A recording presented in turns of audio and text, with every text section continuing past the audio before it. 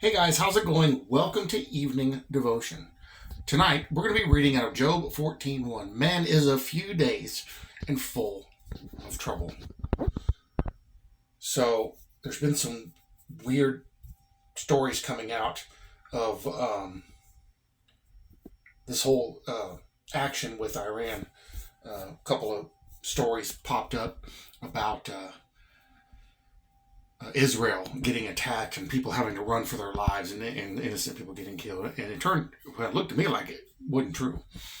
The news sources were Al Jazeera, that's a lying network, Muslim or Islamic network, and then the other one was NPR, and that one doesn't tell the truth either. So I guess what they're trying to do is they're trying to spin a narrative to get people to fear or to get people to develop a different opinion. I don't know, but it looked to me like everything was fine, except we're just beating them up. They have supposedly Iran has elected a new leader, and I think it's the son of Khomeini. So probably not going to work. They're probably still going to be in for it for a while. This is a huge undertaking because it's something that needed to happen. Because they've been like this for, I think, 40 years. When these caliphates came in and started taking over, the average citizen over there, they want this stuff gone. But so right now they're pretty happy that they're there. But it's a lot of things. Nobody wants to have their country be in a state of war. There's nothing fun about it. But this is an interesting series of events, an interesting turn of events. And a lot of people are trying to make sense of it. They're trying to attach it here, attach it there. There's some connections here and there. But again, nobody's even looking at or reading Daniel 8. I think if they did, they might be shocked at just how specific it relates to this particular event. And we'll see what happens with this other leader.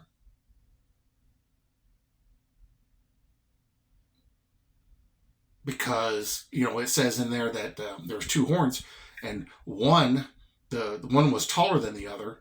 What did it say? But the taller one came up second, or came up after the first one?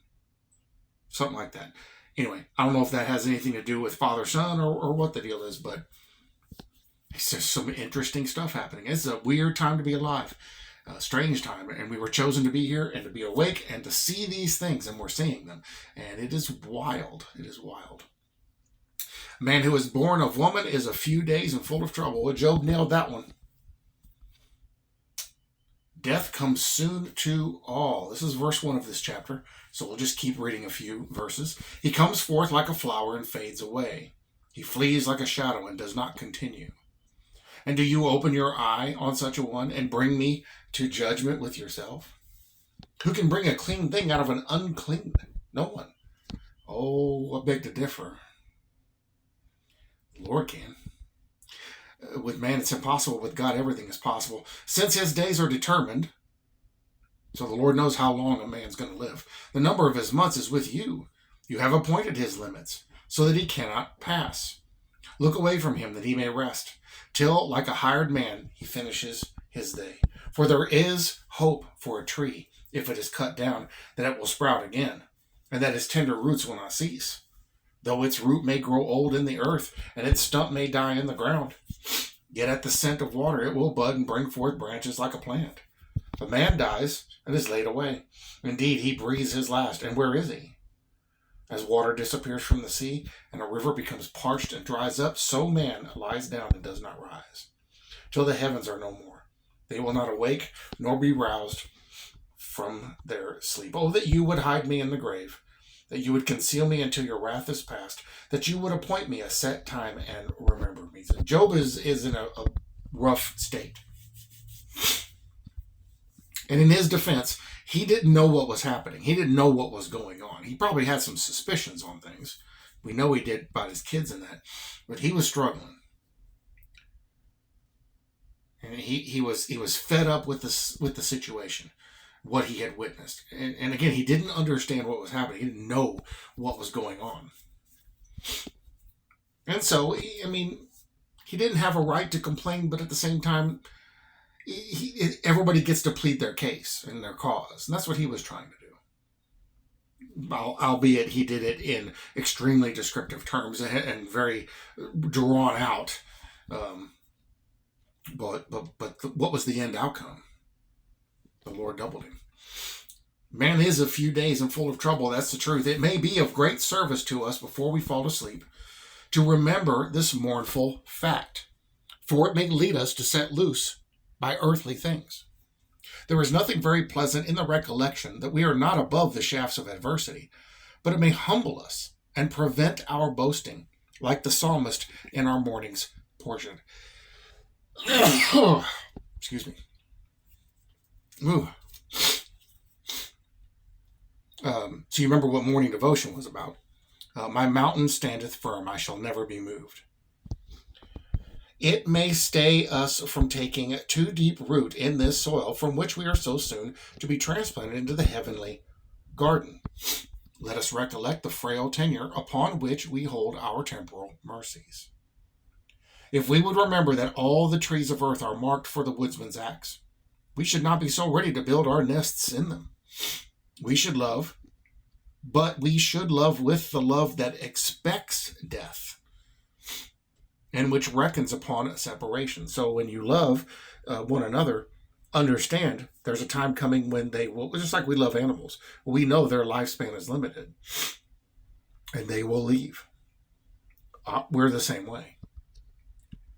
Our dear relations are but loaned to us, and the hour when we must return them to the lender's hand may be even at the door. And that's exactly what, when my mother-in-law and my father passed here almost 2 summers ago, that's what it was like. I was handing them off to the Lord, caring for them, keeping them comfortable, preparing them till the Lord took them. The like is certainly true of our worldly goods. Do not riches make to themselves wings and fly away? Sure they do. Our health is equally precarious. Frail flowers of the field we must not reckon upon blooming forever. There is a time appointed for weakness and sickness, when we shall have to glorify God by suffering. For everybody it's a little different, but this is the truth. And not by earnest activity. There is no single point in which we can hope to escape from the sharp arrows of affliction. Out of our few days there is not one secure from sorrow.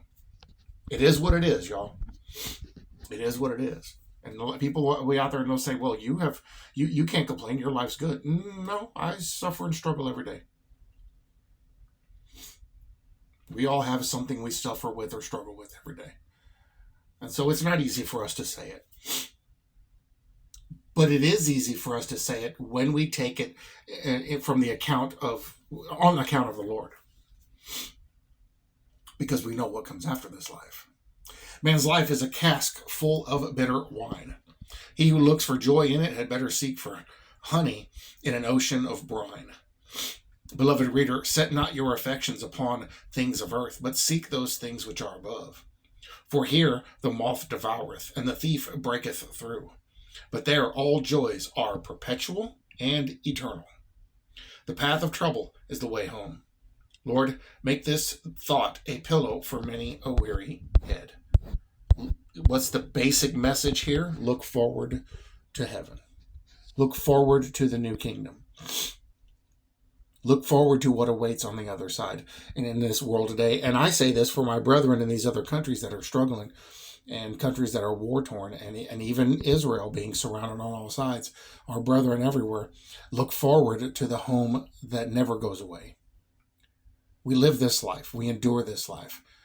And we enjoy what the Lord has given us, and then we move on. And if it's our appointed time to die, we die and go to be with the Lord until the resurrection comes. If we're still here when he comes, we get changed and go up after everybody else gets taken.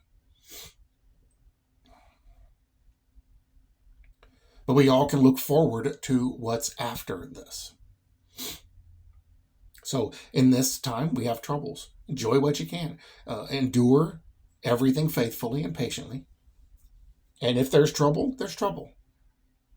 It will not last forever. And that's the great encouragement of all of this, is that trouble will not last forever. Trial will not last forever.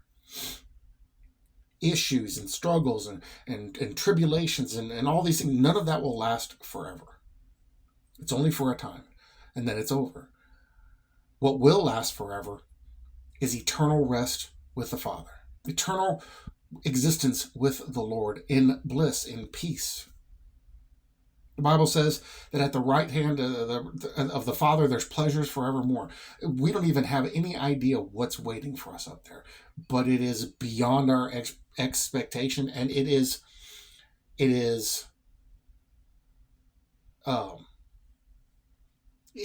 like you're never going to get bored. We're going to look at things very differently. We're going to understand things differently, but you'll never get bored. It will be forever enjoyment. That's the one thing that we can count on. That's the one thing we know will continue. This, no.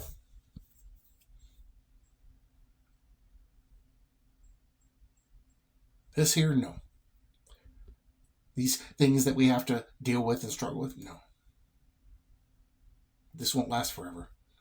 These problems, these wars, these disasters, the hatred, the persecutions, daily trials and tribulations, aches and pains, you name it, whatever it is, it will not last forever.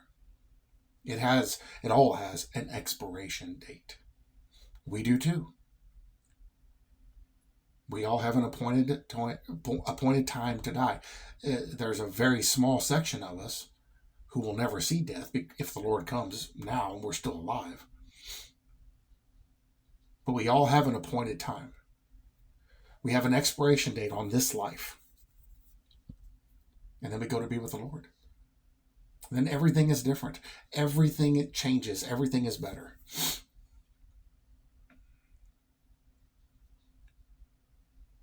So endure like a good soldier of Christ. Hang on for dear life. Have patience. Talk to yourself. Encourage yourself. Read the scriptures. Talk to the Lord, more importantly. And the Lord will encourage you and strengthen you. And once you do this and you see for yourself, you'll wonder why you never did it before. And you can't help but look forward to what's coming. Your view of things, your reaction to things, your understanding of things, your motivations will all change. And when there were people around you are freaking out, or they're desponding, or they're losing it, or they just throw their hands up in the air and give up, and you're the one that's standing there, another issue. And the Lord will get us through it. I trust Him. I'm gonna wait on Him. And let me tell you, they're gonna make fun of you, and they're gonna get mad at you because you won't be upset for these things. I know it's happened to me many times, but the Lord has always shown His hand. The Lord has always revealed Himself. And so I can't help but not be fearful and not be scared and not worry. Oh, there's still a little piece of me that still struggles with it, but as soon as it rears up, I push it away. No, why do I need to worry? Why do I need to doubt? Why do I need to fear? I have the Lord on my side. Everything's going to be fine. No matter how it works out, it's going to work out. And it'll be fine. And then when the time comes, either it's our appointed time to leave, or the Lord comes and takes His church. Either way, whatever happens, and that's mainly because of our time frame we're living in, but in the past it wasn't that way. It was just your appointed time to go. Whenever that comes, we go to be with Him, and then we're with Him forever. 1 minute. 1 minute in the presence of Jesus Christ will wipe out a whole lifetime of troubles. 1 hour in heaven, and you won't be able to hold it in. You won't be able to keep yourself from exclaiming and proclaiming, why did I ever worry? Why did I ever doubt? Why did I ever fear? Now we do it because we see in the mirror darkly. We struggle with our perspective and our perception. But then we will have full perspective, full perception. What a glorious day it's going to be, brothers and sisters. What an amazing day when we all stand together in heaven with the Lord. And because of the signs that are happening and the things that are unfolding and the time that we're in, it really looks like that time is close. Let's keep living. Live the life you've been given. Let's keep watching.